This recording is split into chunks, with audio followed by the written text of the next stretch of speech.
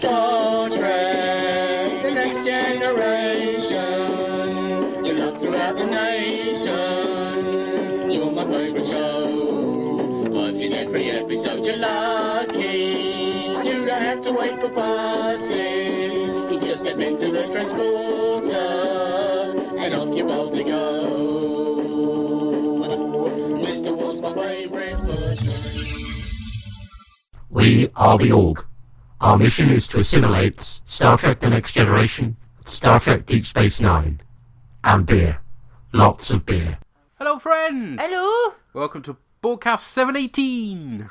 I hope this podcast finds you well. Shall we get stuck in straight away to our Next Generation episode for this evening, which is Genesis. Give me Genesis! I know.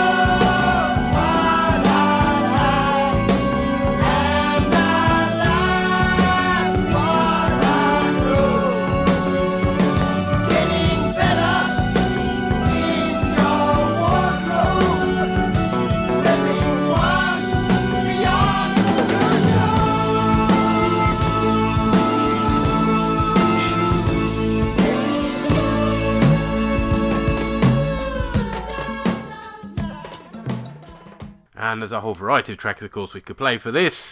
She'll obviously be going for the earlier Peter Gabriel era, which is the classic prog Genesis. So, you open with sickbay, and Alyssa is working on Riker, who, while he was getting romantic, rolled over into a load of prickles in the Arboretum. He's a prick.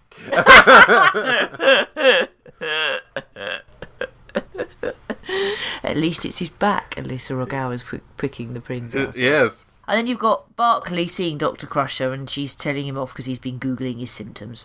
Yeah, this is our last Barclay appearance Is it? of the TV series. Anyway, obviously he returns a couple of times in the movies. And he's been space Googling his symptoms, Yeah. silly prawn. Yes. Data comes in with Spot, who is now female and pregnant. Yep. And it turns out that Barclay has a particular type of flu. I can't remember what it is, but it's an alien flu. Uridian flu or some something such like thing. Yeah. Most humans are immune, but the gene that would give him that immunity is dormant in his case. So Crusher gives him a synthetic T-cell to activate that dormant gene and sort him out. Now, this is the second time we've had T-cells mentioned in Next Generation. The first time was in Identity Crisis, where our poor old Geordie turned into that strange Abe guy. Hello. Oh, yes. Well, interestingly, Geordie doesn't get to transform in this one. It's kind of like they felt they'd already suffered enough in Yeah. Identity Crisis. Yeah, probably. And while they're talking about Spot being pregnant, Alyssa announces her pregnancy. Yes. She's also a lieutenant at this point. Crusher talks about putting her forward for promotion in And then she lower got it, decks. didn't she? And, yep, she's now got it. And, yep, she's also now got pregnant as well. Blimey Charlie. So that's your teaser. Yep, which is... Yeah. Yeah. Then you've got a captain's log about field tests. Woo and indeed who. Worf is in charge. Picard is clearly bored. Yeah, Worf's getting all anal about torpedoes at this point, yeah. which is an unfortunate phrase, but there we go. Maximum yield, maximum spread. Ooh!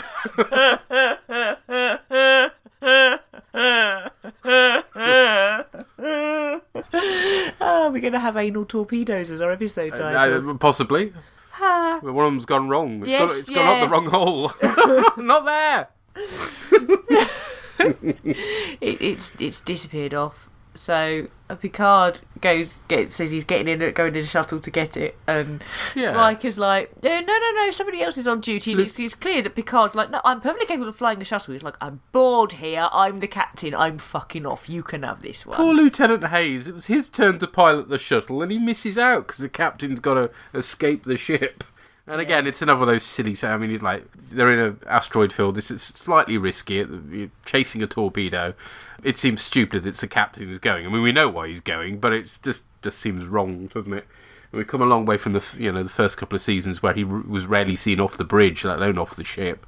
Blimey. Yeah, but I mean, it's only really risky chasing going in the asteroid field in a ship as big as the Enterprise. It's Yes. not as risky in a shuttle. Not as risky, true. The shuttle they use isn't named, unfortunately, on the screen or verbally. I did squint and have a look, see if you could tell from the model shots, but they blurred it out cunningly, because obviously they're using old shots of a shuttlecraft. It was going to be named the Hypatia, after the female mathematician who was martyred at the sack of the Alexandrian Library. Okay. There you go. So, classy stuff. Yeah. So I'm afraid Hypatia just sounds like a disease to me. It sounds like a rash. It does. There we go. Ooh, got some Hypatia. So Data says he's got something to take care of before he goes into the shuttle with Picard. Yeah, so apparently chasing a rogue torpedo isn't that urgent. Data has time to go off and sort out his cat, which seems a bit wrong somehow. Yeah, I wouldn't mind if it was just very quickly, Barclay, can you look after Spot? Thanks. But it's really a Which he could do over his communicator on the way to the shuttle bay, couldn't he? But no, he's going to have a long conversation with Barclay. With Barclay showing off, that he's got, I don't know, he's a cat whisperer or something. Yeah. And he's got skills. He's bloody Jackson Galaxy or whatever the... Oh no, Jackson Galaxy. I'm Jackson Galaxy. I'm a musician by night and a cat behaviorist by day. I've met cats with all kinds of problems. But I've never met one I couldn't help. Shut the fuck up! Oh, this is a show we discovered thanks to the Sprogs on, what's that stupid animal channel? Animal Planet? Animal Planet, and it's some American guy, oh dear, who's effectively a cat whisperer. He deals with difficult cats, but he's just he's a rock musician. He turns up everywhere with his guitar case, but it contains all the tools of his trade for calming cats or something, and he's such a tit. Yes. Sorry. Yes. And Jackson Galaxy, really? Anyway, Worf is in 10 forward, stuffing his face with bits of tentacle and a massive chicken leg and belching. Greedy Worf. And Deanna appears and says, why didn't you wait? We're supposed to be having lunch together. So their romance appears to be... kind of slightly back on? Possibly, yeah. Although clearly, yeah. I mean, she's wearing an interesting sort of grey number that I don't think we've seen before. It's quite nice. I didn't really notice. I was too distracted by the tentacles. Good old Klingon food. Yeah. More of which later. And he's eating vast quantities. Yeah. And she's eating caviar and drinking and... She says she's in the mood for something salty. Yeah. So clearly the relationship is going somewhere, isn't it? Yeah.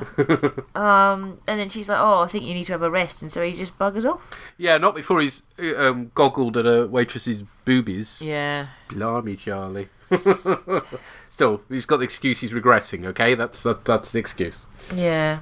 So then you have Worf ripping into his bedding, tearing it up, and then making a nest on the floor. The music's really good at this. Quite ominous, and that's the sort of booming noise that goes all the way through when the crew are being affected, so that's quite cool. Yeah. Reg, on the other hand, is really active and off doing this, that and the other. Goes to look at a plasma conduit that's been affected. Deanna's on the bridge, raising the temperature and the humidity, and then Worf's like, no... reset to normal, you've raised it 3 times already. And then she turns around and says, I need a bath, you have the bridge, and just buggers off. You were saying it's the first time we've seen her on the bridge since she got her promotion. In charge, yes. And what she just buggers off for a bath. Yes. As you do. Barclay and Geordie looking at the solvent or whatever it is that's damaged the plasma conduit. And Geordie says he thinks it looks organic, so Barclay suggests running a biospectral analysis on it. Then you cut to Deanna, who's in the bath in her uniform. Now, this is the first time we see a bath in Trek. I did wonder. Because up until now it's been sonic showers. Now, whether this is a reference to the fact that Galaxy-class ships are much bigger, so therefore there's room for baths and for the attendant water you need to fill them, I don't know. But there we are, we've now got baths. Yeah. Worf comes in and bites her. Bitey. And then you have Deanna in sickbay talking about how cold it is. And then Sagawa comes across to where Crusher and Troy are and says that other members of the crew are complaining about the temperature as well, except some of them are saying it's too cold and some of them are saying it's too hot. And Dr. Crusher's like, yeah, we've got some sort of virus or something going around here. Contact Dr. Solar. I like when they name check. Yeah, yet again. One episode wonder, but she's been name checked so many times. Yeah, so it's like, everybody on duty. So then Crusher goes to examine Worf, who sort of is watching her but doesn't show any sign really of understanding what she's saying, and he doesn't say anything. And she sort of goes round the side of him and sees something, and she's like, what's this? And taps it and looks at him, and he sort of sprays this horrible venom in Crusher's face. She then rolls on the floor screaming. And this is a cunning way of writing her out for most of the episode, because Gates McFadden's actually behind the camera, so most of this directing, so... Oh, is she? Yeah. Okay. Yeah, and they're saying that, she's going to need reconstructive surgery on her face. No signs of that at the end of the episode, though. No, I did notice that. Or there are no signs of Troy's bite either. Nope. And then it turns out that the venom is the same as the whatever it was on the plasma conduit. And it's clear that everyone is affected. And Riker's going to go and send a message to Starfleet to let them know, but he can't even get the words out to get the message across. Mm-hmm. So then you've got data from Picard returning, having found this errant torpedo, but the ship's not on at the rendezvous coordinates. So they scan and find it adrift with power fluctuations. They dock the shuttle manually. Well, this is nice because the ship's rolling because it's got, out of control effectively, and so they have to roll the shuttle as well to match to get through. It's a bit like the old computer game Elite, and to go into the shuttle thing. And I was half expecting you to get a point of view shot of it going in. I think they may even have had that plan, then realised it was going to be too expensive. But ultimately, somebody's done that, put it up on the bOrgCast Tumblr site. But somebody's put together, it uses what's the name of the computer engine? Oh, they used it in Doom, I think. But anyway, it's shuttlecraft docking with the Enterprise. You get to see the shuttle bay in all its glory. It looks fantastic. And then they go for a tour of the ship, and they pop into the head, and you see the free seashells, which is a nice Demolition Man reference. Yeah. So well worth checking out if you haven't already. So, they find goo in the cargo bay, which is dripping. Yeah. The power is offline, so they have to head to the bridge to access the sensors. And for a whole of this, the lighting is out. Yeah, or fritzing. Yeah. It's either not there, or it's sort of fritzing on and off. It's not right. Which is a lovely effect. It makes the whole thing more spooky. And also, that as a result, the ship looks more realistic, and that's why you get darker lighting in Generations. They're kind of reproducing this, basically. Yeah. But also, it's like when they're going around with torches in their hands, and then it highlights the actors' faces or whatever. I like the contrast as well with that. So they can hear animals and find a snakeskin. Now, what I don't get, right, is they say it's reptilian and it's been shed, it's an epidermal layer. Get that, and then they go, it's humanoid.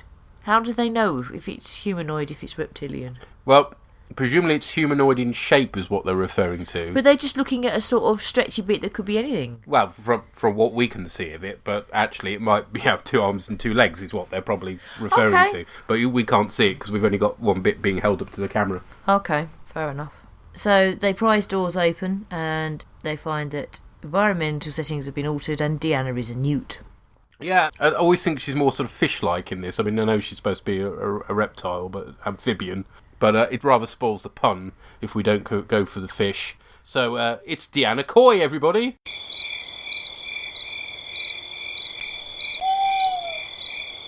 Oh. And she has a really good makeup effect with gills that actually move. Yeah. She's very effective. Oh, it's not Deanna Coy. She isn't a fish. It's going to get worse. She isn't a fish. She's an amphibian. I couldn't find an amphibian one. Leave me alone. Deanna Coy. Go on, you can't miss that opportunity, can you? Well, it's not there to be made. So it isn't an opportunity, is it? It was for me. Move on. We've got better to come. It's not... It doesn't work, okay? Because you think that doesn't work? Wait until what you hear later on. She's either a newt or a frog or a toad. Yeah, but Deanna Newt doesn't work as a pun. But there doesn't have to be a pun, and it's not there. It's not there. She isn't a fish, is she? Carry on. She's an amphibian. Carry on. They aren't fish. Doesn't work. Anyway, on the bridge, the bloke at the con is dead. And it's in Dern. Yeah, very messily dead as well. They say his spinal column's been broken in 3 places. Yeah. I bet he doesn't come back when they fix it. No, he's not going to be miraculously healed at the end, is he? No. And apparently the whole power transfer grid has been destroyed. They hear a noise, and basically Riker is Cro-Magnon. Neander T. Riker.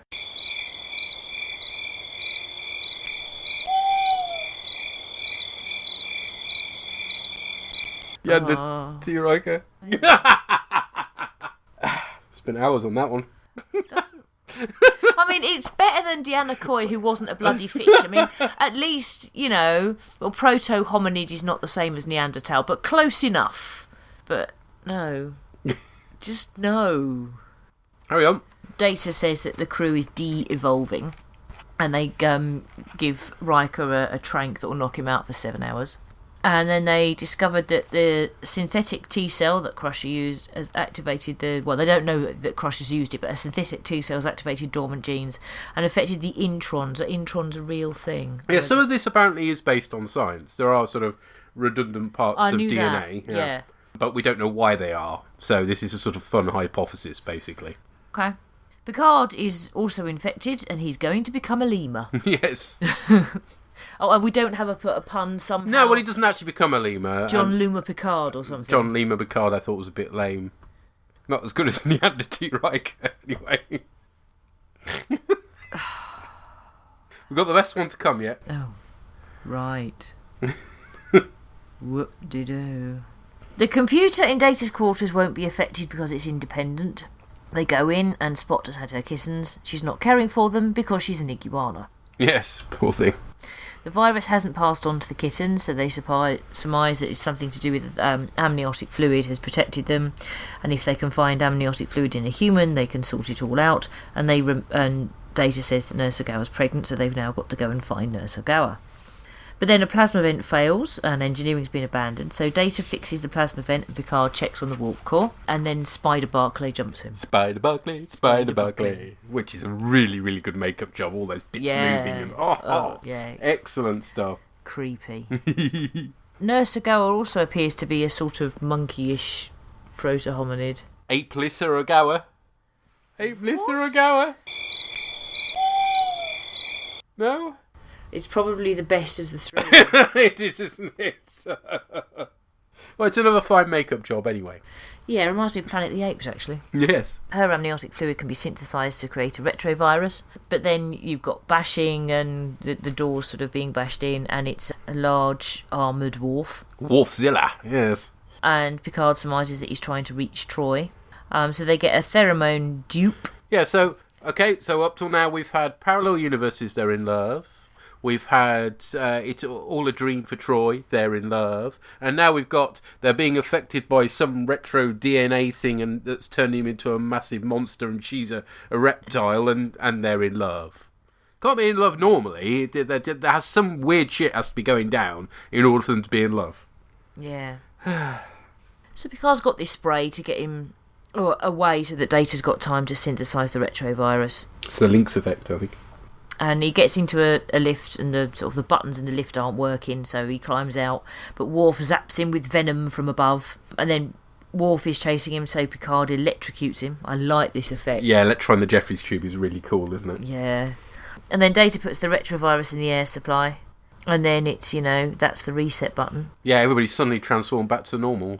And nobody mentions the poor guy who Worf broke his spinal column in 3 places and killed him. Ensign Hayes. No, send off for Ensign Hayes. No, he's just forgotten. Yeah. Did somebody go back up to me and go, oh yeah, oh man. Yeah, I don't know. God knows how many of the crew got killed as well. I mean, it just seems a bit blasé at the end of all this, isn't it? It's very strange. Everybody's fine. Never mind. Yes. Okay, not everybody's fine.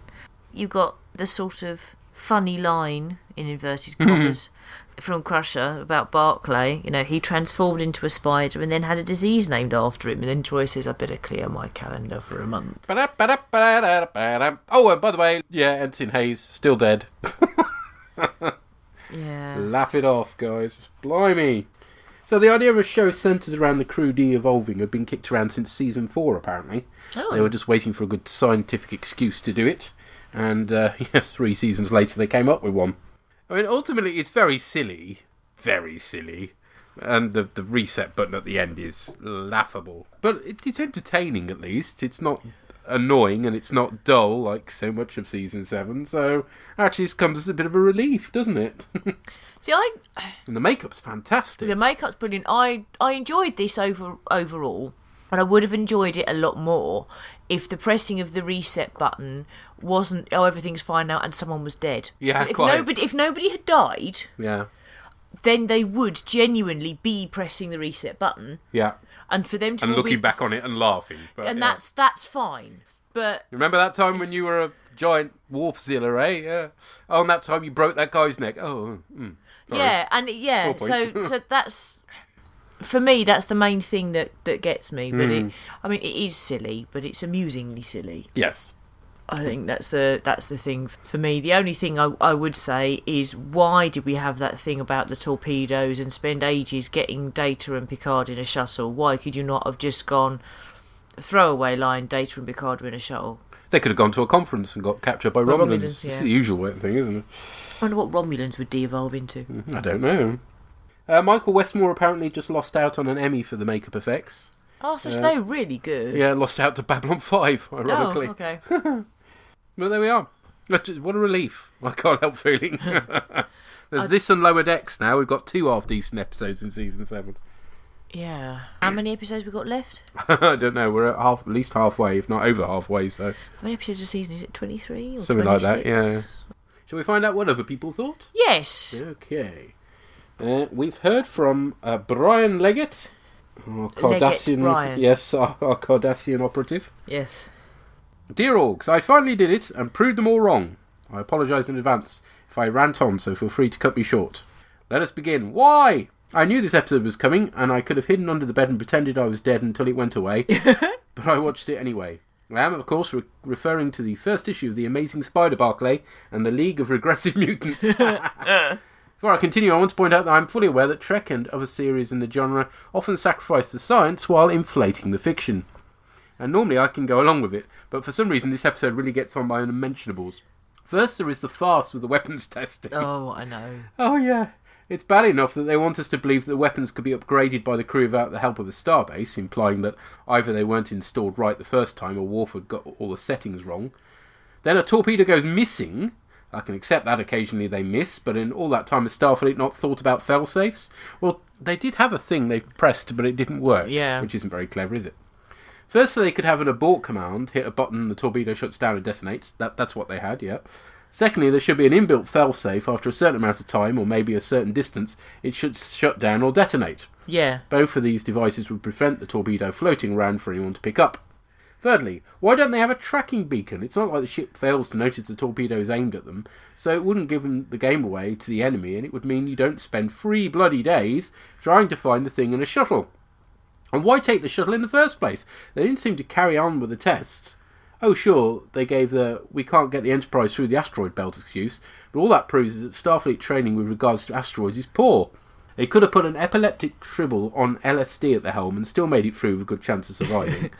One of the mediocre ensigns they have in plentiful supply could have done the job easily. Let's not even start on why they were in an asteroid belt in the first place, not a fully equipped facility with target drones able to evaluate the weapons modifications in operational conditions. Perhaps it was a show of force. Some Klingon, Romulan or Cardassian is sitting there thinking, better not piss them off, they might come over here and blow up some stones. Let's get on to the meat of the matter. Barclay's protogenesis syndrome, or since this is Series 7, I haven't a fucking clue and I'm making it up as I go along syndrome.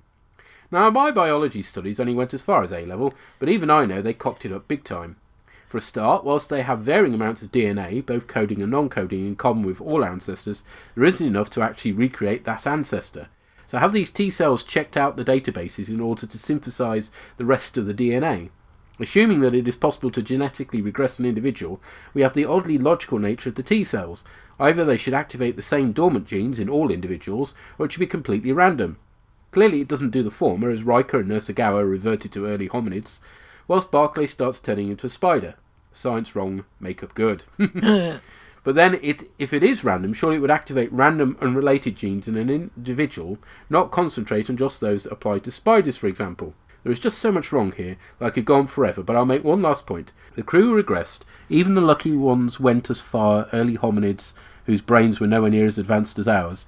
We're even shown that Riker can't comprehend complicated concepts like advanced language and fish tanks. No change there, then. Ooh. So essentially, they have all had their minds wiped, and yet when Data releases the retrovirus and the crew miraculously recover, they all gain their memories and personalities back, rather than ending up literally as adult bodies with babies' minds. Now, I'm not normally as bitter as cynical as this, I promise, but there is just something about this episode that gets my bile flowing, so I thought I would end with a positive. Troy in a bath. Sorry, got distracted there. On that note, keep up the good work on an excellent podcast. Until next time, Brian Leggett, probably not the Cardassian kind honest. Thank you, sir. Thank you. The science is as wobbly as heck, isn't it? Yes. But there we go. Wibbly wobbly sciencey wimey. Oh, don't. Yes. But I think the point is, for us anyway, despite the wobbliness of the science, it still manages to be an entertaining episode, so we can live with it. Particularly, we probably have been a lot more harsh on this if it had been, say, season 3 or 4, when it was in the midst of such brilliant episodes. But in the midst of the dross that is season 7, this seems like a masterpiece, to be honest. Yeah. Crusher isn't shagging a ghost. This is better than that. Indeed. Okay, who do we go to next? Doreen? Let's hear what Doreen has to say. Did you open my beer? Does she really say that? No, I say that. Okay. And she says, Genesis, what can I say? I don't think I can intelligently say anything. Can't even decide if I like it or not. Also, I couldn't even go with the crazy, as Purry and Anne-Marie suggested they were going to last time. Data really got to me in the teaser with the spot stuff. Long live Odo. Everyone's acting appears to be reasonable once the crazy started. And the technobabble was okay for me too. Did cats evolve from lizards? No, I think the idea is that there's some bit of DNA in cats that was in lizards at some point. But yes, don't look behind the curtain. Move away. See, what they should have done is they should have been like an aviary that all turned into dinosaurs. That would have been awesome. Yes. Probably slightly out of the realms of what they could afford to do in those days. Yeah, but, it could have been like Jurassic Space or something. Wow, Jurassic Trek. Yeah, cool. That would have been awesome. Yeah. Okay, I'll go with the mark, I think. Genesis, or 1 million years BC, plus aliens, plus the Hunchback of Notre Dame, minus the little Troy maid. Okay. Well, I always have a soft spot for disaster-type scenarios where the ship is eerily abandoned with random mayhem abound, and I did crack up at Worf's caviar for lunch. This is bad. There's a saying in screenwriting that goes something like, there are no bad plots, only bad executions. I beg to differ. Genesis is a bad plot. It's also a bad execution, but I hold that nothing could have saved a story so fundamentally flawed. Of course, that all depends on what you can abide in your definition of Star Trek as science fiction. I can abide plenty of impossible Trek staples like warp speed, time travel, or the transporter. What I cannot abide is fun with DNA, trademark. When it goes as far as Genesis does, or even the more unwatchable Threshold on Voyager. Oh, don't. That's awful. To which Genesis seems to have served as Branagh Braga's warm-up act. Genesis tells the story of how the entire crew is inflicted with a condition that starts rewriting their DNA and de-evolving them into more primitive forms of life. Fucking with DNA to hybridize them, fine, is silly, but live-withable. But de-evolving is such the wrong term. In fact, the changes to your DNA would simply kill you. In Genesis, it allows the writers to explore their inner monster movie. Very, very bad inner monster movie. The first act, when the crew starts to go nuts, is actually kind of entertaining in its zaniness. Everyone starts acting strangely and bouncing off the walls. Riker suddenly turns stupid. Troy takes a bath with her clothes on. Barclay is weird. Okay, weirder than usual. Worf is non-communicative and aggressive and then sprays Crusher in the face with venom, which is actually kind of amusingly horrifying as she goes thrashing about excessively. Picard and Data, who were away when this happened, return to find the ship is now a funhouse of mutations. Oh no, I've been earworld with Funhouse. It's wacky. It's fun. It's crazy. It's outrageous. Funhouse. It's a whole lot of fun. Prizes to be won. It's a real crazy show where anything will go. Funhouse. Wizards a race. Real wacky place. Use your body and your brain. If you want to play the game. It's time for Funhouse. Wacky contestants, messy games, the Fun Kart Grand Prix race, and a crazy chase to win lots of prizes. Now here's the guy who puts the fun into Funhouse, Pat Shaw! Take off! No? I don't know. I'm not so familiar with that, but we might give that a whirl. Okay, sorry. This is where things turn tedious, as we find out who has changed into what, and then must figure out a way to magically reverse the effects with no shortage of technobabble. It's hard to believe there wasn't considerable loss of life from this, particularly among the Enterprise's children. Ooh, good point. Now, in our Identity Crisis a few years back, the transformation to another species and back is treated with some dramatic gravity. As you point out, is scientifically preposterous. There's verisimilitude at work here, because in the end we see a tired, still partially mutated Geordie recovering in sickbay after a close call of completely losing his human identity. Yeah, it's not straight away, is it? There's Yeah. after effects. Yeah. Yeah. And they've lost people and stuff. haven't Yeah. they? In contrast, we have Troy and Dr. Crusher, whose face is perfectly fine from the venom, yucking it up about Mr. Barclay. Yeah. So maybe after 7 years on the ship and so much bad shit happening to them, they've all cracked and got super hardened to the world they live in. Guy, there's a thought.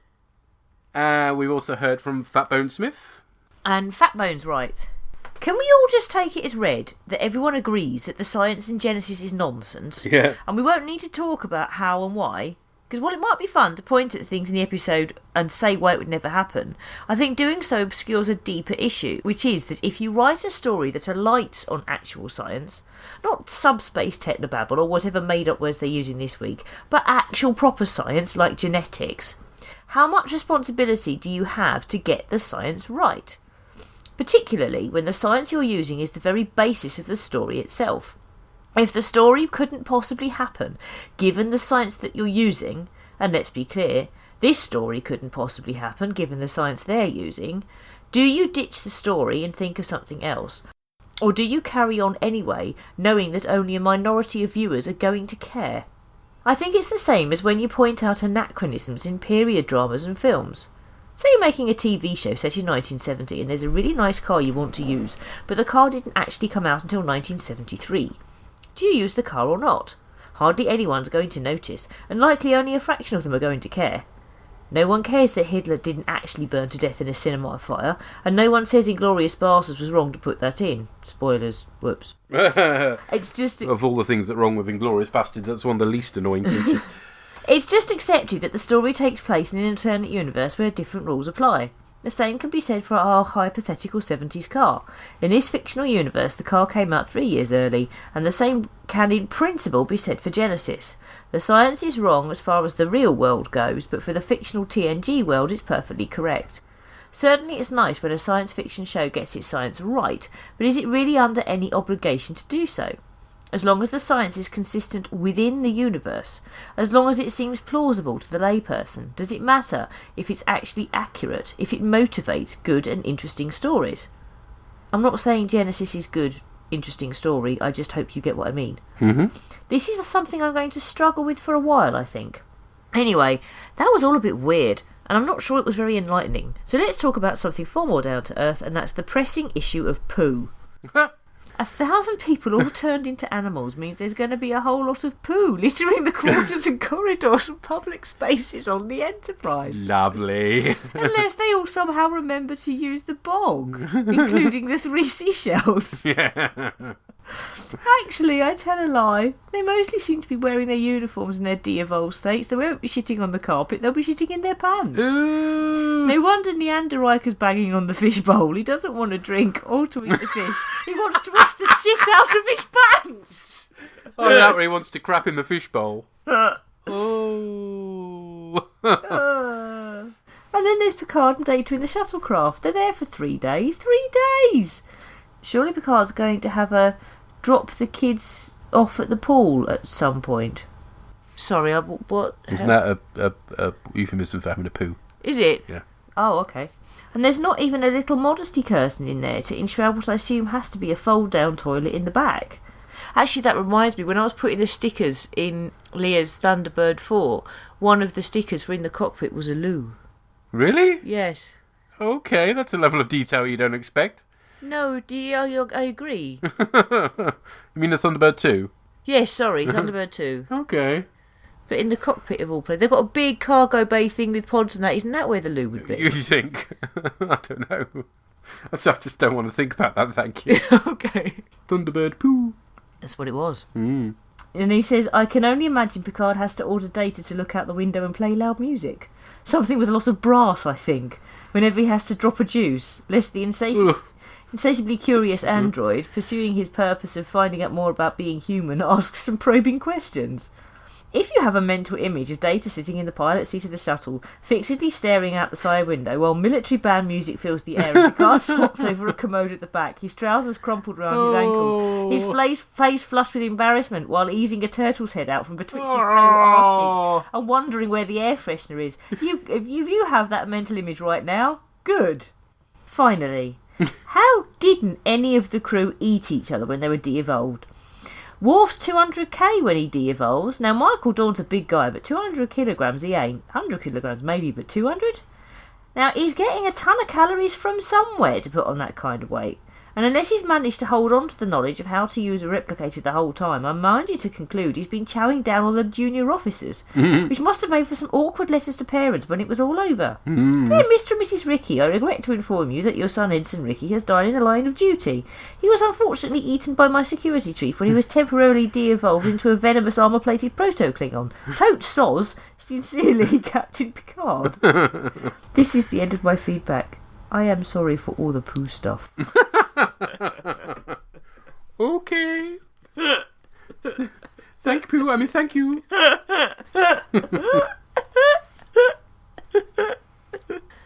Right, let's find out what the Purry made of this one. Hello, Orgs. Purry here to talk about Genesis. And yeah, my mind also went to Genesis. Genesis allowed us not take permits. Money more. And I do hope we're going to get some prog rock from Orgs' eclectic music collection, which I don't think I'll be able to resist, to be honest. But I could be wrong, but I don't think I am. So on to the episode. Now, yeah, I'm getting a bit of Stockholm Syndrome, embracing the crazy, because I was kind of sitting through this going, right, okay, I remember this one. It's a bit loony. And yeah, so you go on and, right, they're de-evolving. They've got a de-evolving virus. Right, okay, you can see that. You can see, well, holding on with fingernails, but you can see the de-evolving virus, right? So Riker's turning into a caveman. Okay, got that, yeah. And obviously Troy isn't, well, actually, I got a wee rant when Data said, Troy is no longer completely human. Troy never was completely human, Data. I don't trust you as a doctor. Troy was half Beta Z, but because she's from another planet, it's conceivable they did have a different ancestor, and so she turns into a kind of amphibian, newt, froggy thing. So that's okay, and Worf, again, a Klingon, different evolutionary path. He apparently evolved from something like a cheap version of the alien. Okay, yep, right, that's fair enough. So, that. And then it's and Barclay's turning into a spider. What?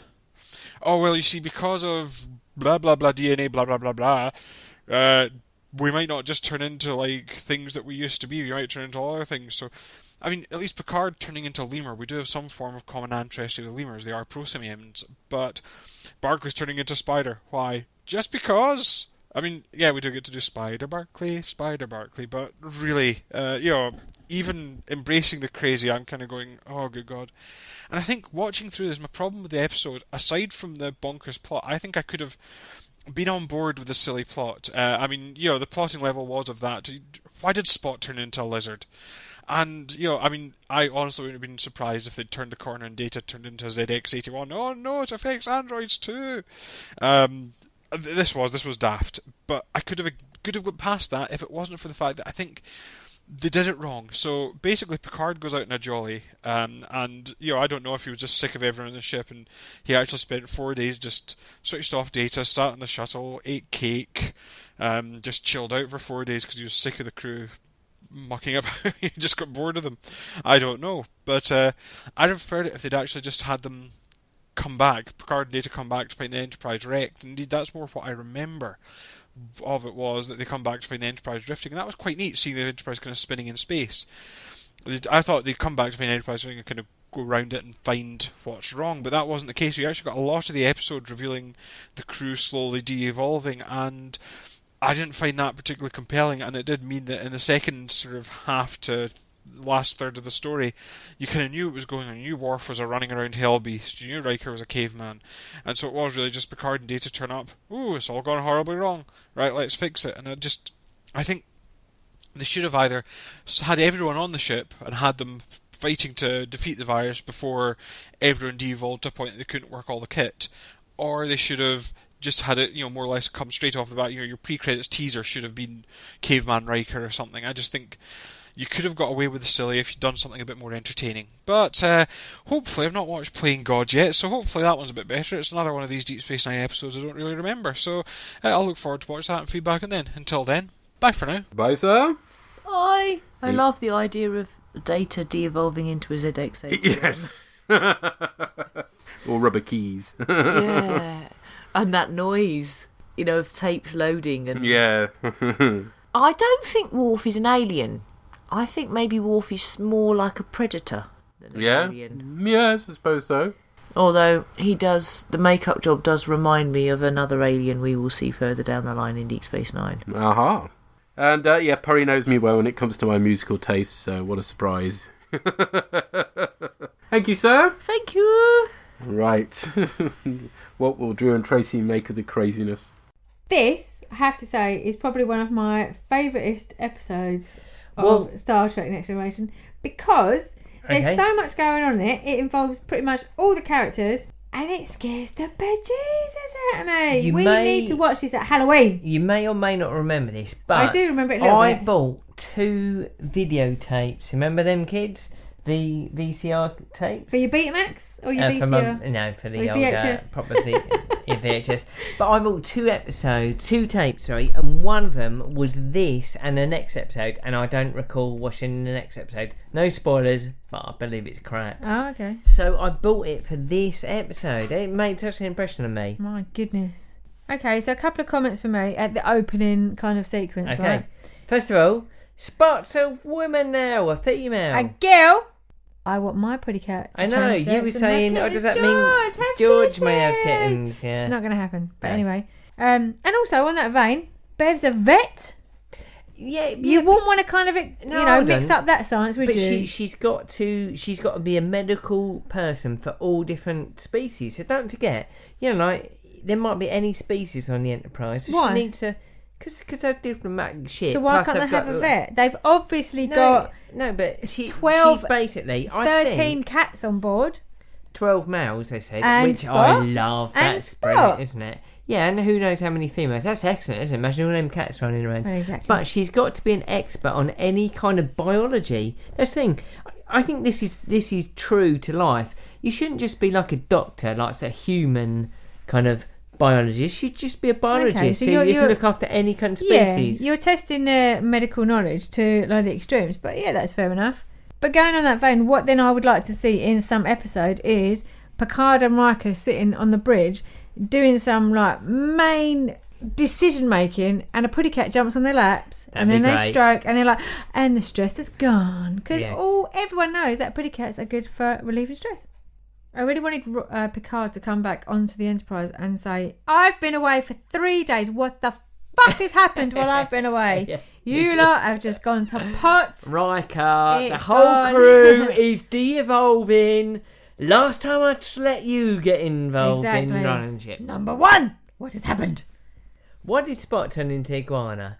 I understand, I could budget, not understand budgets, that. but it wouldn't turn into iguana. Iguana is not Well, exactly. a predecessor of a cat, is Absolutely not. That was just wrong. So we did discuss the devolution of them all and what they kind of turned it? into. Turned into, So yes, yeah. Riker turned into...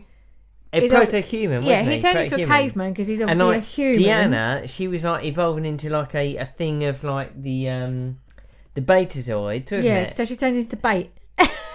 She did turn into a bait, yes. Some kind of fish thing, isn't it? It would be on a hook normally. She was bait. So it's a good job Data wasn't on the ship when they started to de-evolve and they got the He's bug. not going to de-evolve, he's a robot, isn't he? Yeah, but he might have turned into an MP3 player. He may have done, yeah. So when Picard, right, Yep. they went onto the bridge Yep. and there was all these spider cobs and stuff like that. Yes. And I knew, my hands were in my I know, face. I was just like, I my know. God, I know that a spider's coming. Spiders come I in. started to remember this episode and I was like, it's either going to be Barclay or it's going to be Worf. And then all of a sudden, Barclay jumps out in front of Picard. And Why I was just, he only half transformed? well, let's not go there. But I Body just horror, wanted isn't it? This is Picard what to this episode go, is about. computer, new trousers. He should have I replicated would some have new wanted underwear, new shouldn't trousers, he? yes. And I'm sure there was another bit where he needed new trousers as well, but he definitely needed them. So Barclay was a little bit of a hypochondriac. He was. Right? A little bit. And he was like, you've got man flu. Come on now, man up. Right? But actually, it turns out you can't dismiss man flu because this It is what it caused it. creates. Exactly. And what did he have at the end? Protomorphism, but Barclay's protomorphism syndrome. But actually, we're going to call it reg flu. Yeah. Let's have it. This is a good episode. I really enjoyed this. I really enjoyed it. You know, now I understand why I bought it. Scared Before the it was on, shit out I of was me. like, why did I buy this? This is crap. But you know what? That was excellent. No, this is a good episode. We That should have was watched good. it at Halloween. Yes, I know. I wish You did turn the light out, and I was like, I wanted us to watch it like midnight. Yeah, it's great. No, I enjoyed this. Really good Yes, episode. absolutely. It's silly. Science is rubbish and all that lot, but excellent. Whatever, it was good fun. Yeah, Yes, good. let's have more of this. Thank Okay. you. Tra. Bye. Bye. Yeah, this is a good Halloween episode, isn't it? Yes. But very silly. You're quite right. Very. Look, Deanna Coy for the win. I think they No. thought fish. No, Definitely. it's not a fish. They say it's amphibian. You look at her hands and they're webbed more like I'm a frog or something. Standing by my Don't- pun. I told you at the time it doesn't work. Yes, and I think your Georgie's kittens are probably the size of a horse, considering how Yeah. huge George is. Yeah. They have got the world's biggest cat. It's terrifying. Yeah. No, you're not having Deanna Coy. So I think they enjoyed it pretty much as much Yeah, as we did. yeah, about the It same. really does hinge on whether you can live with the crappy science and just enjoy it for a bunch of silly fun. But undoubtedly, as soon as you start looking at the science of it, it's like, oh my life. Yeah. Really? Could they not have done better than that? But as I say, in a season as bad as season 7, this actually stands out as being Yeah. rather good. My life. Let's find out what the Deep Space Nine episode's like. A microscopic universe threatens to destroy the station, As it grows, it's displacing our own universe. 2 minutes, this thing is going to expand. while a startling discovery I found indications of life. poses a disturbing dilemma. It's us or them. We have to destroy it. You can't just wipe out a civilization. Now their fate is in the hands of a young recruit. You're talking about precision flying through a wormhole. On the next episode of Star Trek Deep Space Nine. So then, Playing God, which is another 3-plot spectacular. And it's a good start for the 8th plot because we have a spaceship! Now it's time to get anal about spaceships. Took a trip on a Gemini spacecraft. Feels like ages since we got to play this. It's the USS Nash, which is a Sydney-class starship. It'll appear in 4 more episodes. It's named after motion control technician. And the model was previously seen as the Genolan in Relics. Okay. And it was originally built for Star Trek VI as a shuttle of sorts. It's carrying that Packlid couple we keep seeing, who I've now decided are definitely in a gay partnership. Oh, okay. Yeah, that's canon. And also Dr. Bashir and a Trill initiate called Arjun, who's apparently to be assessed by Dax. He's not looking forward to this because it sounds like she's a hard person to please, as the Dax Trill has failed lots of candidates in the past. So, Arjun.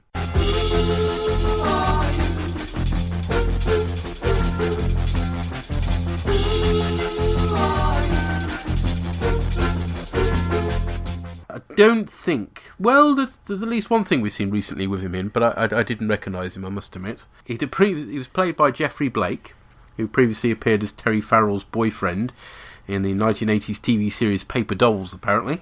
Okay. He's in The Last Starfighter, Forrest Gump, Apollo 13, Frost Nixon. What was he in Frost Nixon? No idea. Okay. And more recently, we have seen him, but as I said, I didn't recognise him in the Man in the High Castle pilot that was on Netflix. Oh, it was on Amazon, and because it was the Amazon pilot season. Oh, was it Amazon? Yeah. Yes, you're right, it was Amazon. And he might look quite a bit different now because Yes, that was obviously a filmed while back. last year, Yeah. 2014, and this Yeah. was filmed, what, 94? Yeah, so He's going to look a bit different, isn't he, really? He is, yeah. He plays an arrogant knob rather well, I think, in this.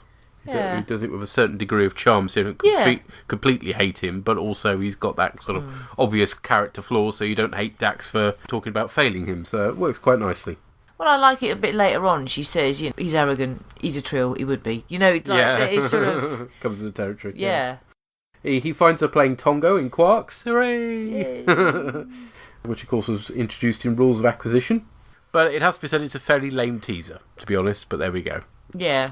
Arjun goes to see Dax in the morning, and the door is answered by a wrestling dude with shiny beads in his hair. He's called Treyjock, although, to be honest, most of my focus was on Dax just wearing a towel. Oh, okay. Fine. She's going to start the day with a black hole, for now. which is a Ferengi drink. Presumably this is a Synthahol version, though, unless she really does start her day on something potent. I'm not sure. Well, I was wondering whether, given that she was playing Tonga with the Ferengi late last night, is this Hair of the Dog? I wonder, yeah. O'Brien, meanwhile, is having to deal with an infestation of Cardassian voles. Apparently they were hiding in bits of the station the crew weren't using, but now they've made the station all operational. There's nowhere for them to hide, which is a nice indication of time passing since the pilot. Hopefully, in future we won't have court scenes held in quarks anymore, for instance. Going back to season 1's Dax. Sisko tells the chief to stun the voles as he wants them taken alive. Dax introduces Arjun to the commander. Then Kira and O'Brien's butts, which are sticking out of an access panel. Kira's bad. Do you get as excited about as O'Brien's butt? No. No. Oh, that's not fair. No, there should be butts for everyone. There should. See, I tend to like footballers' butts. Ah. I tend to like rounded butts. And O'Brien's butt is a bit flat for me. Okay. Not the right butt. No. Not the one. Not the one. No. Sorry, have I distracted you slightly, there? Yes. They managed to catch a vole, which is quite a nice prop, actually. Yeah. It does look vaguely Cardassian. It's got sort of like ridges on its head, so it's like, yeah, that fits. Dax takes Arjun through the wormhole in the Mekong. She plays some Romulan music, which is just a bit of plinky plonky stuff in the background. It's not anything to speak of, that's to be said. And then they collide with a subspace interface pocket, and a seaweed wedges in their starboard nacelle, which is a nice effect. Yeah. Whilst O'Brien shows Kira a sonic device for solving the vole problem, Quark accosts them with another dead one. It ran right across a gavo table. How'd it die? Get into your food? As landlords, you're responsible for this. I expect vermin control, or I'm gonna have to leave. Oh, please say leave. I'd take a Cardassian vole over you any day.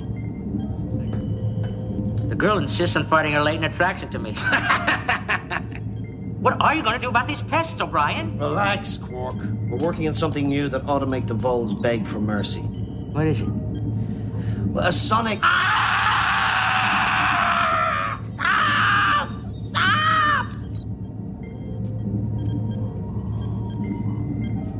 You all right? Are you all right? What? Which is a fantastic scene. It made me laugh. Oh, very, very funny. That idea that sort of heightened Ferengi hearing will be the source of many more jokes in the future. Arjun and Dax return in the damaged Mekong. She takes him to dinner at the groovy Klingon restaurant, which we decided was called Quasta, I believe. Yes. Through a Q. Unfortunately, this is the last appearance of this particular franchise. Abu! And the last appearance of the Klingon chef, played by the late Ron Taylor. He's playing the accordion and singing a very groovy Klingon song, which sounds slightly Jewish to my ears, but there we go. Yes.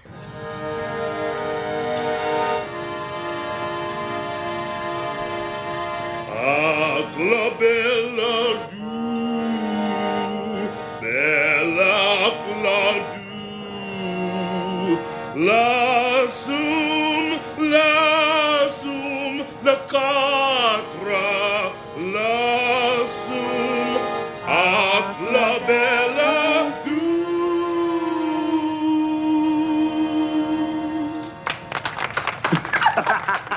Arjun clearly isn't a fan of Klingon cuisine, but stupidly hasn't said anything. You can actually see there are real worms on his plate. Yeah, they're you can see them moving. Yeah.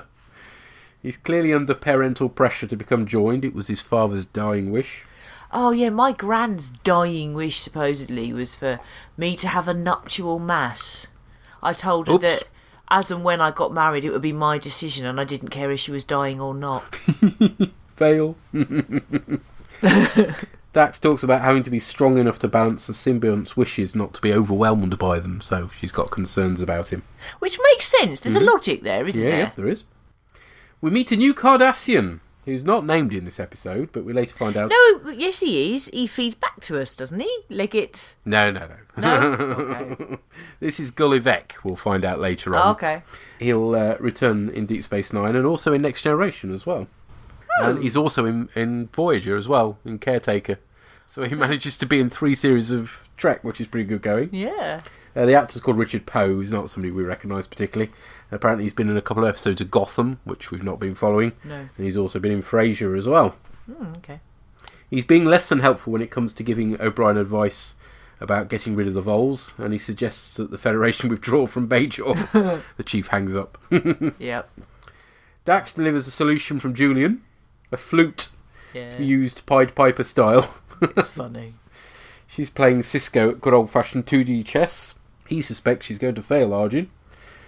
She calls him arrogant and naive, but doesn't want to flunk him, as that's what Curzon did to her, we discover. The voles get to the force field, holding the space seaweed, which breaks free. And Cisco angrily tells the chief to take his phasers off stun and on to kill. Dax accuses Arjun of telling her what she wants to hear to fix the previous night's damage.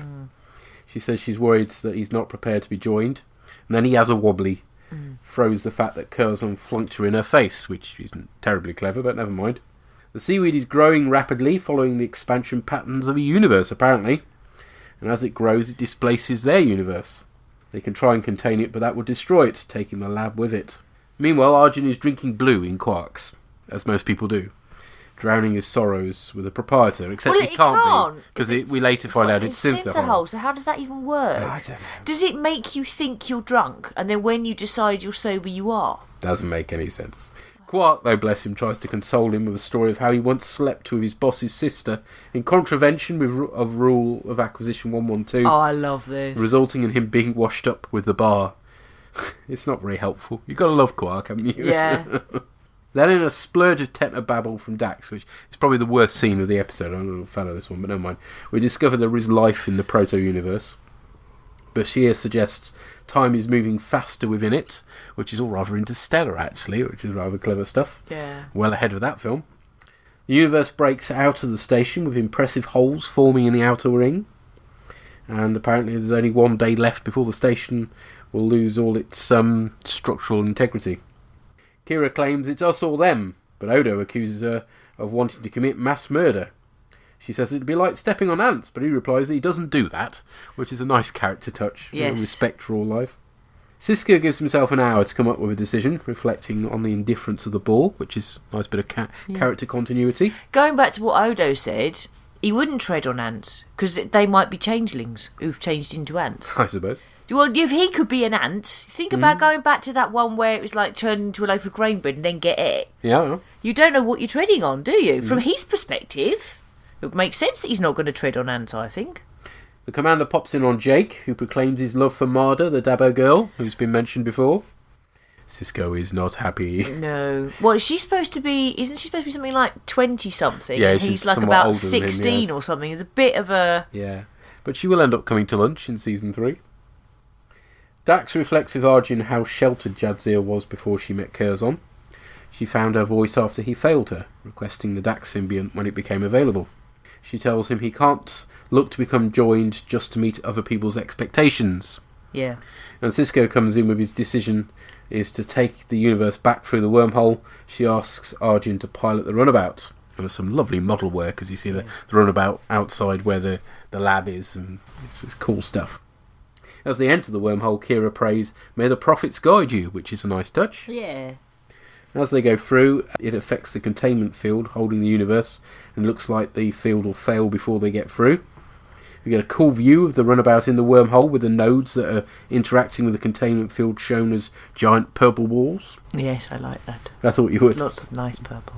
Dax suggests letting the field fail, relying on Arjun to pilot avoiding the balls. The field collapses, but he safely gets them through, despite having to use a narrow passage for now. And Dax tells him this will look good on his report. Arjun apologises for the things he said to Dax before leaving, but she says actually that was the first time she was impressed with him. And he actually feels like he's learnt something. Yeah. You know, he seems rather more chilled at the end. I'm not Curzon, she reflects, and she's happy with herself as well. Yeah. You get the impression when she's talking to Benjamin that she feels in a catch-22. She's got concerns, but she doesn't just want to flunk the guy because that would make her like Curzon. And she is supposed to bring something as Jadzia to the Dax symbiont, so she needs... Jadzia Dax should be different from Curzon Dax. Mm-hmm. So it's a question of finding a way for that difference to show itself but without abdicating her responsibilities or having him flushed out because nobody challenged him in the way that he clearly needs to be challenged. So I like that. One of the other things I like about this episode is, Kira's all sort of, it's us or them. I don't care if it's got life in it, it's dying. We're dying, so if this universe keeps expanding, you kill it. It's us or them, straightforward. But of course the others are coming from a Starfleet perspective, where they have to respect life. If there's life and there's even a chance it might be sentient, then they've got to do everything they can to save that life, if at all possible. They've got to do everything else first. And I like the clash of ideologies between Bajor doesn't have that perspective. Yep. So Kira isn't going to. She's not coming in with that perspective. Mm-hmm. Whereas the Starfleet one is a lot broader, and I like that. I enjoy the clash of ideologies. Yeah. Now, originally, it obviously the three different plots sort of intertwine with each other quite nicely, but originally the main story was going to be about the proto-universe rather than about Arjun, which is really the focus of the main focus of the story. Yeah. And the writer wasn't happy with the reversal because he felt it lost the emotional balance of the story. To be honest, if it had focused more on the proto-universe stuff, it would have felt a bit more like a Next Generation episode to me. So I'm more than happy actually they focused on the Dax stuff, because this really is our first real look into Dax's personality. They haven't really spent as much time on it up till now, but this is really interesting. How, like you say, it's that balance she's got to have about being a new person but also being in continuity with the hosts of the past. Yeah, so it's good. I find the Trill a really interesting species to explore in Deep Space Nine in a way that they weren't in Next Gen. Yeah, well, there were only one alien wonder in Next Gen. You can't blame Next Gen for that, but yeah. No, but I do find them really interesting. And for me, a lot of the interest comes from the fact that the way Deep Space Nine does things, as distinct from Next Gen, is this is all done as a character piece. Yep. This is not somebody sitting down and giving a load of boring exposition because something's gone wrong and somebody's lying on a slab in sickbay, which is how Next Gen would have done some sort of exploration of a species. Not always, but a lot of the time. And this is all about Jadzia's character, and it's about this guy Arjun's character. And it's a good performance from Terry Farrell as well. Is. You get that sense of tension from her, as well as having the relaxed scenes and stuff at the beginning. So, good stuff. Yeah, I really like it. I enjoyed it. Excellent. Yeah. I also loved the Quark scene. And I love the Ferengi scenes in this, bearing in mind how Next Gen treated the Ferengi originally. You've got 3 scenes, it might be 4, with Ferengi in. And you've got the one they're playing Tongo, is that the right name? Yep. Yeah. And Jadzia's enjoying it. And there's no comment on it. There's no, oh, this is a bad thing. Mm-hmm. It's just that's what they do and it's fine. And you've got the whole thing about the ears, you know, and then it's like, well, actually, there's a logic there. If there is that massive, aren't they going to be hearing more? And then you've got the awesome scene with Quark and Arjun. And I like it. Shall we find out what other people think? Yes, do they like it or do they think it's Let's not? find out what the Mark thinks. Okay. And the Mark writes, playing God, or I went to the Gamma Quadrant and all I got was this lousy baby universe. The idea of an entire miniature universe with its own civilizations isn't bad in and of itself. And it even brings up some effectively interesting moments to ponder. Sisko's log about the Borg, first and foremost. But some non-addressed questions arise, like for starters, how returning the proto-universe to where it belongs will keep it from expanding and wiping out the Gamma Quadrant and beyond, and just how Sisko can have the arrogance to make a decision about the universe in a mere hour. In fact, never mind that Sisko was going to decide the fate of 2 universes in an hour. How was it the decision of a Starfleet commander at all? Shouldn't he have contacted Starfleet Command? Lucky he made the right call. He's not the Fantastic Four's Reed Richards in that he does not fire big bangs at gods or Rick of Rick and Morty who powers his car with one. Side note, how good is Rick and Morty? I've watched a bit of it. It's okay. I can quite see what people see in it, I must admit, but there we are. Okay. It's like a bizarre version of Back to the Future, basically, where Doc Brown is permanently pissed off his face and has a very unhealthy relationship with Marty. It's kind of like, yeah. And the Mark continues, in any case, the whole premise of pondering the nature of universes doesn't at all belong in this small episode of character interaction, which, in a vacuum, is a good one. The writers supplied Dax with some reasonable backstory, with the humorous notion that Curzon Dax was notorious for washing initiates, including Jadzia herself, out of the joining programme. Arjun turns out to be a fairly interesting character, and the dialogue between him and Dax is nicely written. But forcing the tech plot and character story together is a mistake that the writers have already made too many times this season. After which, as Arjun is leaving, Jadzia finally says, "I'm nothing like I expected. Life after life, with each new personality stampeding around in your head, you get desires that scare you, dreams that used to belong to someone else. I wouldn't recommend it for everyone, but in time I might recommend it for you, when you're ready." And that nothing like I expected sounds very much like the Doctor's regeneration from Doctor Who, but it's more dominated by past lives. Actually, I thought of Doctor Who and regeneration as well. Mm-hmm. Just made me think of the same sort of thing.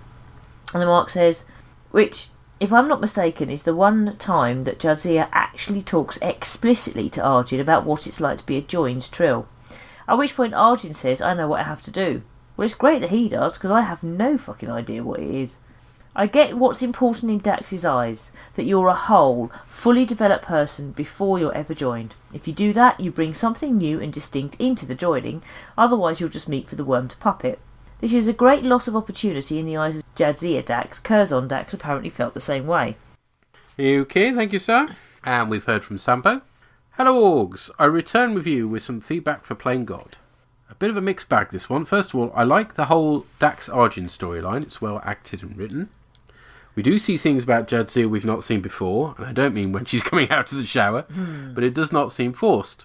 Although we really have not seen what she does in her free time up till now, the things we see now really don't seem out of place. That's true. We have seen her playing with a Ferengi before, so that fits. Arjun is a flawed, slightly annoying, but ultimately sympathetic character, and the relationship between them works. Then there is a subplot about the Voles. There are a few funny moments in it, but it all seems a bit pointless. I guess it was the Voles that broke the first containment field of the proto-galaxy, but it still did not seem justification enough for the storyline, especially since there seemed to be too little time for the galaxy plot. I don't know, it was worth it for that scene with Quark as far as I'm concerned. Yeah. Don't the Voles appear later on as well? They at least get a mention, I'm pretty sure, yeah. We did see that the Federation has sonic screwdrivers, so that's something, and the Cardassian officer was fun. The Federation could always withdraw from Bet. Then to the biggest problem I have with the episode. The plot about the proto-galaxy lacked any of the impact that it should have had, at least plot-wise. There was a chance that the entire galaxy would be wiped out, but no one seemed to be really too bothered about it. I guess stuff like that happens in Starfleet every week. I don't know. I mean, Odo certainly sold a lot of concern about it, didn't he? It was funny seeing Kira versus the Federation again. While everyone else is adamant about not killing any unknown life, Kira did not even hesitate when she thinks about destroying the whole thing. Odo quite naturally as well feels some sympathy for an unknown life form. Yeah. There is potential in the moral argument for a good storyline, and we see a glimpse of it when Sisko contemplates the Borg, and can he justify wiping out potentially countless intelligent life forms. But that is quickly forgotten when he has to discuss with Jake about girls. And that pretty much sums my problem about this episode up again. No one seems to care about the huge danger they're all facing. Actually, yes, that did seem a curious thing for him to be doing, going to see Jake when he's got this big decision to make, but there we are. Then the solution is just to take it back to the Gamma Quadrant, although I really did not understand why that would stop it from expanding. Maybe I missed something. My 6-year-old son has started watching these episodes with me, and I'm sometimes distracted by having to answer questions. I think they were going back to the Gamma Quadrant where they picked it up, because there was some sort of fissure that they'd picked it up from, so the idea was they were returning it to that fissure, to that alternate universe or whatever it is, so then it could expand without affecting our universe, I think. But they did gloss over it to an extent. Well, the Gamma Quadrant is still our universe. Oh, yes. And I think that just the idea was, if this had developed somewhere, take it back to where it's meant to be.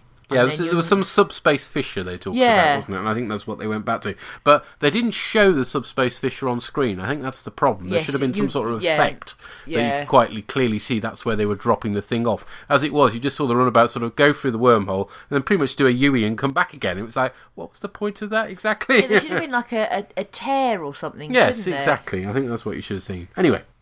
Then the climatic flight through the wormhole, which actually is the name of at least one prog song, is really a letdown. It could be tense, but the problem is that CGI does not convey the piloting challenge. The Vertron nodes seem to be miles apart, and the runabout is moving so slowly that there really seems to be no challenge at all. I guess one could argue that relativity and velocity work very differently inside the wormhole, but the slow CGI really took all the excitement out of the scene. I didn't feel that, actually. I mean, this felt like some of the best effects we've seen up till now. I mean, of course, based with effects now, you'd have made it a lot more exciting. The camera would be flying around all over the place to give it a bit more excitement. But for the quality of the effects that they had then, particularly if you compare it to the stuff you see in Next Generation, I mean, this is a lot more exciting and dynamic, to be honest. It doesn't bother me, but then I think runabouts to me look like boxes. That's why I don't like them. Mm-hmm. Same as shuttlecraft as well. Not really a fan of either. And to me, a box doesn't steer very well. So it's not an aerodynamic or anything shape, is it? Mm-hmm. So the idea that even if the wormhole, the effects and everything look a bit static, the idea that it takes a high level of skill to steer a box through those things is not difficult for me to believe. So what you're saying is they're trying to parallel park with a transit van, basically. Yeah, that's kind of... I mean, maybe it's just me, but that's how I read the scene. Do you see what I mean? That it's not just, these Verteron nodes are really difficult, whatever. It's also about the technology that they've got at their disposal. So Sampo finishes. So in the end, I really liked half of the episode, the other half not so much. That's all for now. I'll be returning next week for Profit and Loss, which I don't remember anything about, but it sounds like a Ferengi episode. Until then, toodles. Toodles. Ah, yes, it is a Ferengi episode, but it's not a comedy Ferengi episode from what I remember. My problem is remembering which Ferengi episode it is. More of that later. Okay. We've heard from Dory. Oh, right. And she says, Jadzia Dax is playing Tongo when Arjun arrives, saying only the best and brightest are allowed to be hosts. Brutal but fun. Dax says to big wrestler guy, before we know he's a wrestler, the B-plot voles are funny. Dax introducing Arjun to Kira and O'Brien's butts was funny. Quark better not play with Doctor Who's sonic screwdriver given his reaction to O'Brien's sonic vermin control device. Jadzia succeeded despite Curzon Dax. Jadzia teaching Arjun to be himself and not just tell people what they want to hear. I don't like Arjun's acting style. Quark's pep talk leaves something to be desired. Yeah, more than a bit. Welcome to the club is not nice, is it really? Cisco does some film noir narration about the expanding universe. I think the special effects were good for the precision flying in the wormhole, but I think Arjun's acting robbed the scene of any drama. I think I've gone crazy and I blame Buffy for this, but I think this would have made a good musical episode. Oh gosh, no, not musicals, please, not musicals. So it's one of his pet hates. You're gonna... No. Please. No, he doesn't like musicals. No. I don't see why this would be a good musical episode. I don't react to musicals quite as badly as you, but I'm not a fan of them, to be fair. But, yeah, I mean, I think the things that you find funny, Dory, we found funny as well watching it, didn't we? Definitely. But I didn't mind Arjun's acting. He's nervous. No, it seemed okay. So, I don't have a problem with it. Right. It's that time in the evening where we hear from the Argyle Smurf. Hello everybody, this is Damien the Argyle Smurf, and I'm here to talk to you about Playing God, which wasn't that bad an episode, I suppose. I'm sorry to say, find it quite dull. I mean, that might be me, to be fair. I've been I've been bloody knackered the last few days, so maybe I was dozing off, I don't know. But it didn't wake me back up, unfortunately. Trill episodes do have a habit of doing that to me. I did very much enjoy Dax, I think it was called, the first season episode, the courtroom drama. That was fun. But this one, not for me, Clive. But, Terry Farrell, because, Terry Farrell, so that's a winner. And she's clearly becoming a better actress in this. I mean, there are points at which she is still a bit wooden, and she doesn't know how to bounce off an atrocious co-star. But, she doesn't do that badly, I don't think. And, she's Terry Farrell. Anyway, I'm assuming you've already fingered the bit part, but, looking at his IMDb, I mean, Forrest Gump, Apollo 13, Contact, Young Guns, Last Starfighter, Frost Nixon, and just about every TV series that matters, which is not bad considering that he acts like a tree. Not an ant, a proper old-fashioned tree. Hopeless. Really, really hopeless. I don't know if he was just phoning it in or what, but he really pissed me off today. But again, might just be me. To be fair, I think the best, by far and away, the best guest star in this episode was the Cardassian Vole. Because I think that thing is really cute. I know that I'm kind of on my own in thinking that, but I think those things are adorable.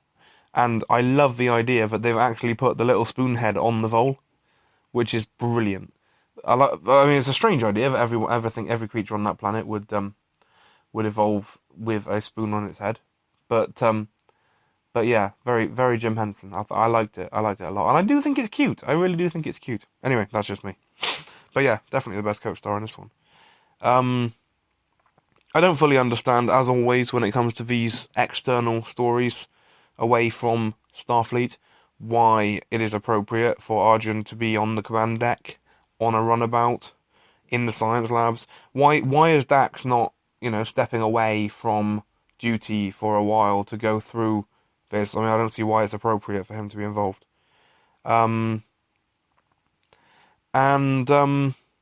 Yeah, there's the Kurt Russell cliche of the week award. It might have to get shared out this week because we've got "Don't Call Me Sir." We've got "You'd Better Take a Look at This." Just tell me what they're in the piping looking for voles, and it's "Oh, sir, you'd better take a look at this." Or you could just tell me what you've seen. That would work. Yeah, it just, I don't know. This entire episode just kind of wore me down. I know I've been knackered the last few days, and maybe I'm just not looking at it right. I've had that problem before. It is quite ironic, I think, actually, that considering that the big denouement of the episode involves, driving a vehicle through some very tight spaces, that I should see this episode on the week I start learning to drive a bus. Which I thought was quite ironic watching it, thinking, there's only a 17-metre gap. It's like, oh, what I'd do for a 17-metre gap. But yeah, apart from that, I'm sorry to say that this one is quite compact. I just didn't get anything out of it. I found it entirely and completely neutral. No, hang on, before I say that, O'Brien invented the sonic screwdriver and then shot Quark with it. That is a sentence I never thought I would write down or say out loud. Yeah. But yeah, so basically, that's me, I'm afraid. Some housekeeping from last time. Sorry about the beep beep in the last recording. That was actually a low battery warning. It wasn't my microwave being done. And Doreen, I know you thought I was Scottish. That is a thing that happens a lot with the Argyle bit in the Argyle Smurf. But that is, I think, as you mentioned, a reference to my local football team, Plymouth Argyle, which puts me about as far away from Scotland as it's possible to be, sadly. Or at least on this island. But, yeah, thank you very much for the podcast, and I will speak at you again in a fortnight, I imagine. Have a good evening, and speak to you soon. Cheerio. Bye. Good luck with the bus driving. Yes, so that's what they were trying to drive between the Vertron nodes. It was a bus. Ah, well, there we go. Did make us laugh.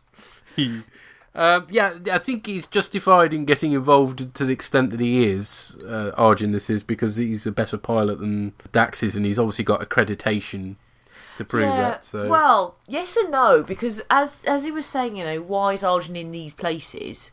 He's got various scientific qualifications that mean it's logical that he's got access to. He's not in ops, the science lab. Interestingly. He's in the science lab and he's behind the wheel of the runabout. And he's got the pilot qualifications. Yeah, but he's not in ops, so I think that fits. So it works then. Yeah. Okay, fair enough. Because you get civilians in other episodes in the same, not necessarily the same space, the same. The guy who committed suicide. In the shuttle, he was in the science lab, wasn't he? And he was a civilian, not a Starfleet officer.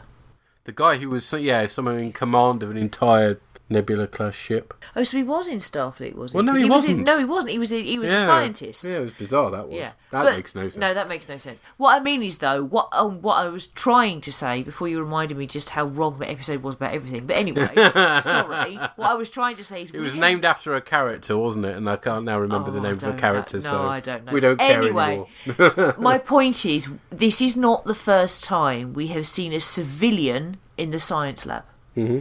That's what I was trying to say, but I've had beer. Yeah, it was interesting as somebody else down on Jeffrey Blake. I thought his acting was fine. So did I, but it's... Played sort of awkward and under pressure and then angry, and it was quite a sort of range there, I thought. But anyway, each their own, I guess. Yeah, but, no, you're not the only one. Argyle, because Doreen didn't like it either, so... I don't think the Mark liked him either, did he? No, I don't think anybody else particularly has. Oh, okay. Just us, apparently. Okay. And I did wonder if it was Plymouth Argyle, but then I was convinced I was wrong because you don't have what sounds to me like a West Country accent. Here we are. Well, then again, I don't have a Worcestershire accent either, so... I don't even know what a Worcestershire accent is, though. It's a little more yokel than mine is. Is it? Yes. Okay. Let's find out what Drew and Tracy made of this one. This episode Aye. is very techno-babble-ish, wasn't it? A little bit, but I did right. It wasn't that overly complicated. Or... Really? Well... Do you understand what was going on in No, it? but I was just watching I was just like, you're going to not know at all what was going on in this. It was alright. I don't know. Okay. I liked the opening with Dax in the towel. Yes, you did do a bit of a woo on that one, didn't did you? With her indeed, hair down yes. as well, yes. Well, Yep. she's a very attractive lady. She so is very it's about attractive. time they actually gave her a bit of femininity, to be fair. What is these Cardassian voles about?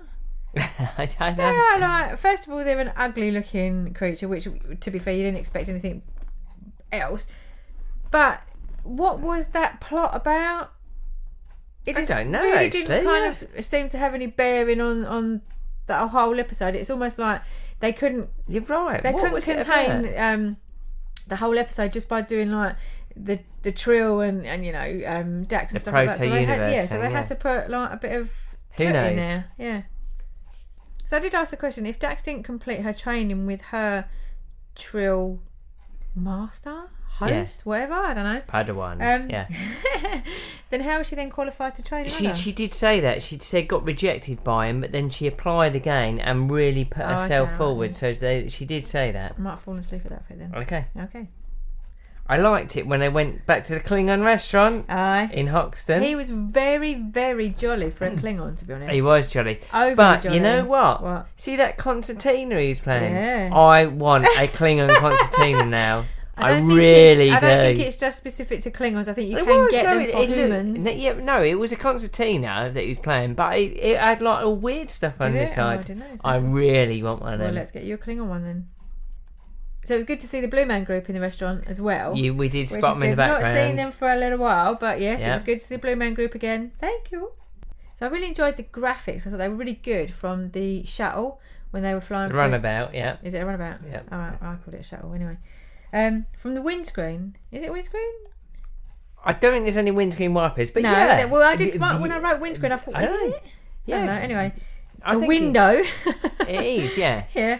I thought that was really good because you don't normally see When they were flying like, through the thing at the end. Yeah, you don't normally see like all that shots going on. from No. sort of outside and that. And I thought it was really good. It was good. I did think though, why was Argent flying it? Why didn't they just get the computer to fly it? Because she was testing him.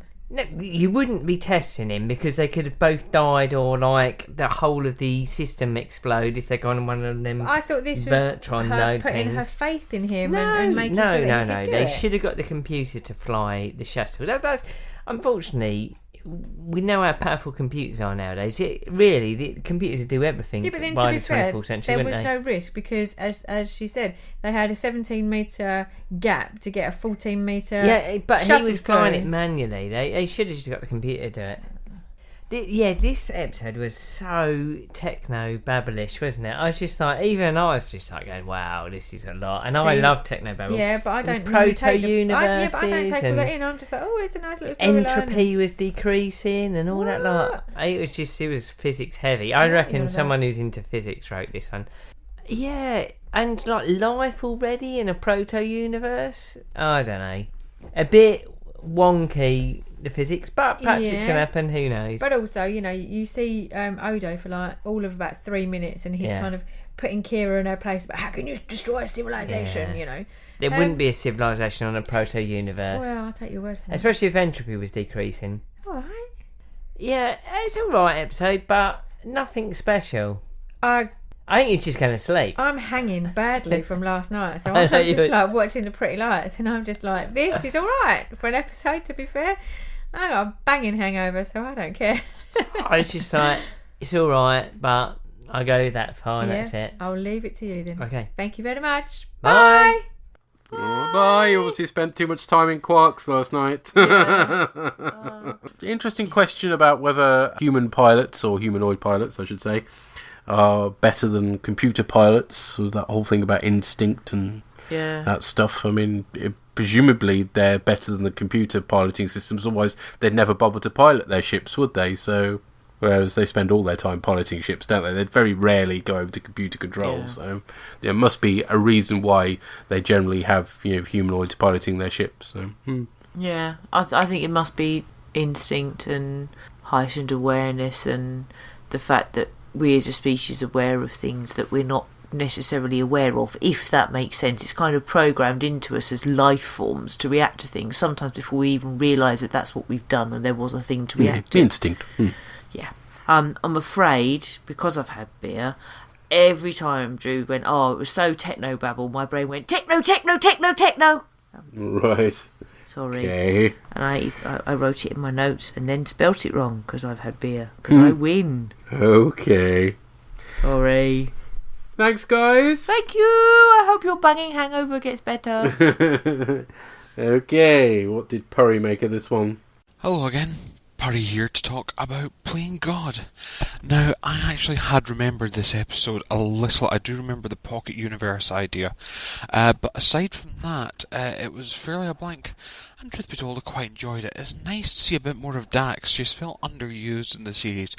And I think actually in this one, Terry Farrell, where she sometimes comes across as a bit bland and serene, I think this time round she came across, she really did illustrate that idea of the many hundreds of different lifespans bundled into the one body. Quite often you do almost see that she's just Jadzia Curzon, and I thought we got a hint more of some other personalities. I did like the way she sort of wound up the Initiate with his, she was playing Tongo, which we've seen her do before, and that's nice. And actually the Tongo scene with Quark was quite fun.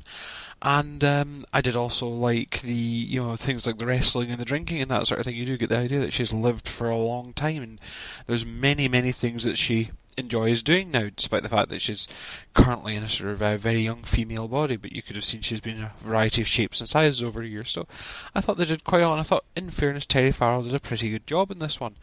It's also got this actual weird idea that she now has two sides of a situation that she was in, because she's got Curzon's view of her Initiate, which she hated, and she, virtually hated him for, and she's also got her view of going through it. So I thought that was quite an interesting concept, which they did look at for a bit, and indeed we get a bit more background in the Trill, so all this is quite fun. But most importantly, we get the return of the Klingon chef. I mean, come on, he's doing singing and he's wandering around. He was an awesome character. I'm sad we don't see him again after this, I think, because I really liked him. I think I mentioned on Twitter I'd watch a spin-off with him on it. It would have been better than Voyager. The main plot, or is it the B plot? It's hard to tell which one's the main plot and the B plot. The plot that refers to the title, at least, is not Dax, the assistant accidentally crashed the runabout into a whole universe, because apparently being a Class 5 pilot isn't that good. He gets a pocket universe caught in the nacelle of the Rio Grande, and they have to decide whether to try and get rid of it or destroy it. And I like this again. We've got Kira being non-Starfleet. Kira's like, destroy it. It's a threat. But I did quite like the scene where she did say, well, it's like stepping on ants, and it was suddenly Odo came out with, I don't step on ants. And I thought there was quite a decent bit of antagonism there. Yes, Kira was on to saying, destroy it, it's a threat. While they were saying, no, it's got life in it now, can we destroy a universe? And indeed, Cisco sort of agonising over it. We even get a nice wee bit of Cisco father and son stuff. So yeah, overall, I think the thing with the episode is nothing in it's fantastic. There's nothing in it you sort of go, wow, this is excellent. But there's a lot of things that are nice. It's maybe not, it's definitely not the best episode, and it definitely doesn't stick in your memory, but it does a lot of nice stuff, and I think most importantly, there's a lot of Deep Space Nine-y stuff. It's really making use of the characters and setting that they have there. Don't forget, we also have O'Brien and Kira playing Whack-a-Vole, and indeed I'm surprised Quark didn't go for that and somehow work out a way to make them lure them up various holes and allow his patrons to batter them in the head. The Voles did look a bit shit, but I was laughing every time they appeared on screen. But I think the Cardassian Voles, if I remember, they do make some quite a lot of reoccurrences. And again, this is an idea that this is a big station. is big enough that you can have vermin lurking in corners. Again, the Enterprise is a squeaky clean place, but this is a bit grubbier, and yes, it's got infestations. So, yeah, overall, I like this episode. It's maybe not a classic, maybe not one that you're going to sit there and go, oh, I'm going to go and sit down and watch Playing God, but I like it. It's adding flavour. It's kind of a Norse stock cube of an episode. You wouldn't eat one on its own, but it does add flavour and depth to the universe. So all that remains for me to say is do keep up the good work. It's a very good podcast, and I'll hopefully feed back in the next couple of episodes. Until then, bye for now. Bye, thanks, sir. Whack-a-Vole. Yes. That's probably the episode title. Thank you, sir. Yeah. And I love the idea of a Klingon chef spin-off. Yes. Also, like, the good description, adding flavour to the universe, particularly to Dax, obviously, to her character. So, yes, it isn't a sort of, oh, yes, this is a classic episode. But I think it is. It's a nice character-building episode, which is what we need from time to time. So, splendid stuff. Thank you, sir. Thank you. Okay, so where do we move on to? Well, for 719, which we'll be recording on Thursday the 15th of October, we'll be looking at Profit and Loss, which is the aforementioned Ferengi-heavy episode. Well, it's certainly Quark-heavy, anyway. It features a former flame of Quarks and some Cardassians. Yeah? No. Yeah, I think you'll probably remember it not long into it. Okay, fair enough. Next Generation-wise, which somebody's already flagged up as something they're not looking forward to. Oh, dear. Where we say our goodbyes to Wesley. Oh, the Traveller one. I remember liking it, actually, when I saw it. We've had rows about this before. Have we? Yes. Oh, gosh, I can't even remember the rows, let alone the episode, so... No, we have. This could be interesting. Okay. There was one time we watched this, I can't remember whether it was on VHS or DVD or what, but there was one time we watched this and we argued into the small hours of the morning. All right. Could be a long episode next time, guys. Thank you for all the feedback. Thank you. Very much appreciated. And apologies for anybody whose I read badly because I've had beer. And we'll catch you next time. Cheery bye. Bye. There's always been Ethel. Jacob, wake up, you got a tiny new room now. And then Mr. Lewis, isn't it time that he was out on his own? Over the garden wall, two little lovers, cuckoo to you, keep them moving they sharp. The bOrgCast is brought to you by the lovely people at geekplanetonline.com. Music at the beginning of this podcast was written and performed by Adam Buxton and is used with his kind permission. All music referenced is for illustrative purposes only and no copyright infringement is intended. To contact us, you can use the forums at geekplanetonline.com. Visit our Tumblr site at bOrgCast.tumblr.com where you'll find images accompanying the episodes discussed in this cast. Send email messages or MP3s to borgcast@geekplanetonline.com. Or you can contact us via Twitter on rev_org or bOrgCastAmmo. #bOrgCast. Night, Mr. Farmer called, said, listen son, you're wasting time. There's a future for you in the fire escape train. Come up to town. When I remember the voice from the past. Gambling only pays when you're winning. Had to thank old Miss Moore, the school in a failure. Keep them moving short and